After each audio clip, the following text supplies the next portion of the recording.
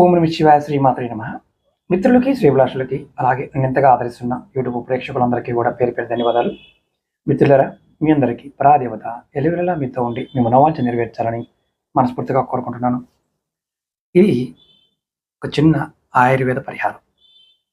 చాలామందికి నోరు మాట్లాడుతున్నప్పుడు దుర్వాసన వస్తూ ఉంటుంది. మెడిసిన్ వాడుతూ ఉంటారు.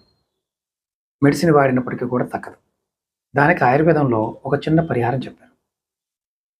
ఇది ఎవరైతే నోటి దుర్వాసన వస్తుందో వారు ప్రయత్నించవచ్చు. ఈ నివారణ అంటే ఈ ఉపాయం అనేది దీర్ఘకాలిక ప్రయోజనాన్ని ఇస్తుంది.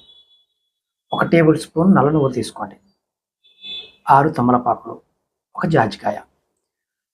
వీటిని పొడిగా చేసుకోవాలి. అంటే వీటిని తమలపాకుని నీడని ఎండబెట్టి పౌడర్గా చేసుకొని, జాజికాయ అలాగే టేబుల్ స్పూను నువ్వులు, నల్ల నువ్వుల్ని పౌడర్ చేసుకోవాలి. ఒక డబ్బాలో పోసుకోండి.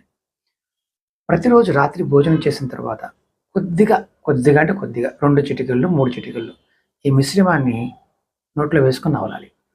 తర్వాత ఒక గ్లాస్ నీరు తాగాలి. ఇలా చేస్తే ఒక వారం రోజుల్లో మీ నోటి నుంచి వచ్చే దుర్వాసన తొలగిపోతుంది.